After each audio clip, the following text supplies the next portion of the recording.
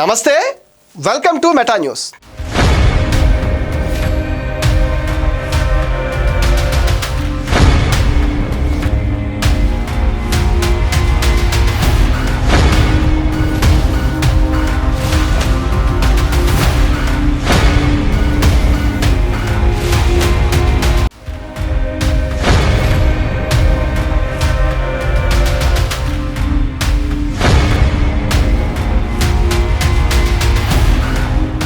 గన్నవరం మాజీ MLA YCP కీలక నేత వల్లభనేని వంశీమోహన్ తీరు వివాదాస్పదం అవుతూ ఉంటుంది. ఆయన మరోసారి అజ్ఞాతంలోకి వెళ్ళినట్టుగా తెలుస్తుంది. ప్రస్తుతం ఈ విషయం రాజకీయ వర్గాల్లో తీవ్ర చర్చకు దారితీసింది. 2024 జూన్ 7వ తేదీన సునీల్ అనే వ్యక్తిపై దాడి కేసులో ప్రధాన నిందితుడిగా వంశీ ఉన్నారు. ఈ క్రమంలో ఆయన పైన మరింత తీవ్రమైన అభియోగాలు కూడా నమోదయ్యాయి. ఈ నెల 17వ తేదీన మాచవరం పోలీసులు వల్లభనేని వంశీ పైన హత్యాయత్నం కేసును నమోదు చేశారు. సునీల్పై జరిగిన దాడి ఘటనకు సంబంధించి మొదటి నుంచే వంశీ పాత్ర పైన అనుమానాలు వ్యక్తమయ్యాయి. దర్యాప్తు కొనసాగుతున్న క్రమంలో కీలక ఆధారాలు లభించడంతో హత్యాయత్నం కేసు నమోదు చేసినట్లుగా మాచవరం పోలీసులు వెల్లడించారు. ఈ కేసు నమోదు చేసిన నుంచి వల్లభనేని వంశీ పోలీసులకు అందుబాటులోకి రాలేదు. దీంతో ఆయన అజ్ఞాతంలోకి వెళ్ళినట్టుగా పోలీసులు నిర్ధారణకు వచ్చారు. వంశీ పైన కేసు నమోదు కావటం, వెంటనే ఆయన కనిపించకపోవటం రాజకీయ వర్గాల్లో ఉత్కంఠను పెంచుతోంది. గతంలోనూ వివాదాస్పద అంశాల్లో ఆయన పేరు వినిపించిన నేపథ్యంలో ఈ తాజా పరిణామం మరింత ప్రాధాన్యతను సంతరించుకుంది. గతంలో సత్యవర్ధన్ కేసులో ఆయన పారిపోయారు. హైదరాబాద్లో ఆయన తలదాచుకున్న సంగతి తెలిసిందే. ఈ ఏడాది ఫిబ్రవరి 13వ తేదీన ఆయన్ని పోలీసులు హైదరాబాద్లో అరెస్ట్ చేశారు. గన్నవరం టీడీపీ ఆఫీస్పై వంశీ, వైసీపీ కీలక నేతలు దాడి చేశారు. ఈ కేసులో సత్యవర్ధన్ ప్రధాన సాక్షిగా ఉన్నారు. ఈ కేసు బయటకు రాకుండా ఉండాలనే ఉద్దేశంతో సత్యవర్ధన్ను వంశీ కిడ్నాప్ చేసినట్లు పోలీసులు దర్యాప్తులో తేలింది. ఈ కేసులోనే ఆయన జైలుకి వెళ్లి బెయిల్ పైన కూడా విడుదలయ్యారు.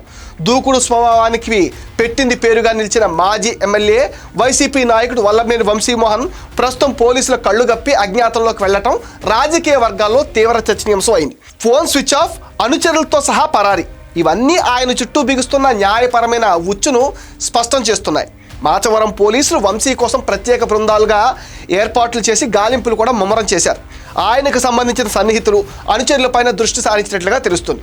వంశీ దేశంలోనే ఉన్నారా లేక ఇతర ప్రాంతాలకు వెళ్ళారా అనే అంశంపై కూడా పోలీసులు ఆరా తీస్తున్నారు. నిందితుడు ఎంతటి రాజకీయ నేపథ్యం కలిగి ఉన్నా చట్టం ముందు అందరూ సమానమేనని పోలీసులు స్పష్టం చేశారు. వంశీని త్వరలోనే అదుపులోకి తీసుకుని విచారణ చేపడతామని తెలిపారు. ఈ కేసుకు సంబంధించి అన్ని కోణాల్లో దర్యాప్తు కొనసాగుతుందని చెప్పుకొచ్చారు. ఈ వ్యవహారం గన్నవరం నియోజకవర్గంలో చర్చనీయాంశంగా మారింది. స్థానికంగా భద్రతపై కూడా పోలీసులు ప్రత్యేకంగా దృష్టి పెట్టారు. ఎలాంటి అవాంఛనీయ సంఘటనలు జరగకుండా ముందస్తు చర్యలు తీసుకుంటున్నట్లుగా మాచవరం పోలీసులు అయితే చెప్తున్నారు.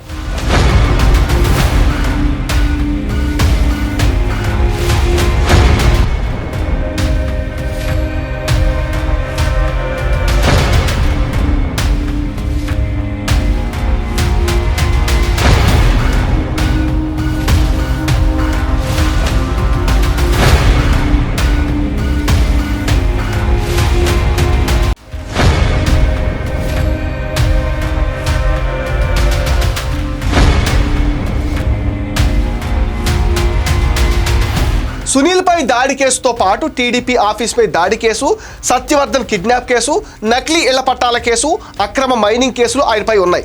విజయవాడలోని మాచవరం పోలీస్ స్టేషన్లో నమోదైన హత్యాయత్నం కేసు, దానికి తోడు గతంలో SC/ST అట్రాసిటీ కేసుల విచారణలు ఏకకాలంలో చట్టం ముందుంచడంతో వంశీ అండర్ గ్రౌండ్లోకి వెళ్ళిపోయారు.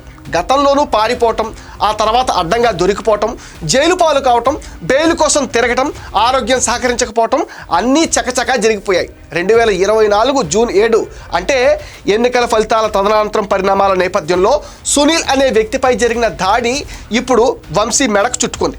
నాడు వంశీ తన అనుచరులను రెచ్చగొట్టారని, వారి చేతే మారణాయుధాలతో సునీల్పై దాడి చేయించారని పోలీసుల అభియోగం. ఈ కేసులో వంశీని ప్రధాన నిందితుడిగా చేర్చడమే కాకుండా ఆయన ముఖ్య అనుచరులైన యతీంద్ర రామకృష్ణ, కొమ్మాకోట్లు, ఓలుపల్లి రంగా, కాట్రు శేషు తదితరులను కూడా నిందితుల జాబితాలో చేర్చారు. ఇలాంటి కేసుల్లో ముందస్తు బెయిల్ ద్వారా అరెస్టుల నుంచి రక్షణ పొందుతూ ఉంటారు. వంశీ కూడా అదే ప్రయత్నం చేశారు. అయితే హైకోర్టులో ఆయనకు ఊరట లభించకపోవటమే తాజా పరిణామాలకు దారితీసింది. ముందస్తు బెయిల్ పిటిషన్ తిరస్కారానికి గురి కావడంతో పోలీసులు ఏ క్షణాన్నైనా అరెస్టు చేస్తారన్న ఆందోళన వంశీ వర్గంలో కనిపిస్తుంది. వారం రోజుల క్రితమే పోలీసులు సమన్లు జారీ చేయడానికి వంశీ నివాసానికి వెళ్ళినప్పటికీ ఆయన ఎక్కడా లేకపోవడంతో అప్పటి నుంచే ఆయన వ్యూహాత్మకంగా అజ్ఞాతంలోకి వెళ్లారన్న అనుమానాలకు బలం చేకూరుస్తుంది. విజయవాడలో ఎస్సీ ఎస్టీ కోర్టులో విచారణ దశలో ఉన్న సత్యవర్ధన్ కేసులో వాయిదాకు హాజరు కావాల్సి ఉన్నప్పటికీ సోమవారం ఆయన గైహాజరయ్యారు. ఒకవైపు అరెస్టు భయం, మరోవైపు కోర్టు ధిక్కారణ కిందకు వచ్చే అవకాశం ఉంది. తమ నాయకుడే అజ్ఞాతంలోకి వెళ్లడంతో ద్వితీయ శ్రేణి నాయకత్వం దిక్కుతోచిన స్థితిలో పడిపోయింది.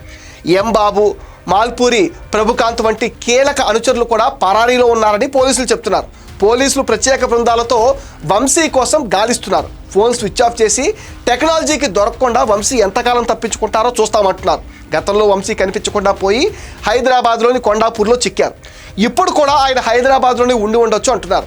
గన్నవరం రాజకీయాల్లో వంశీ అజ్ఞాతం ఇప్పుడు హాట్ టాపిక్ అవుతుంది. గతంలో వంశీ వివిధ కేసుల్లో 137 రోజులు జైలు జీవితం గడిపి విడుదలయ్యారు.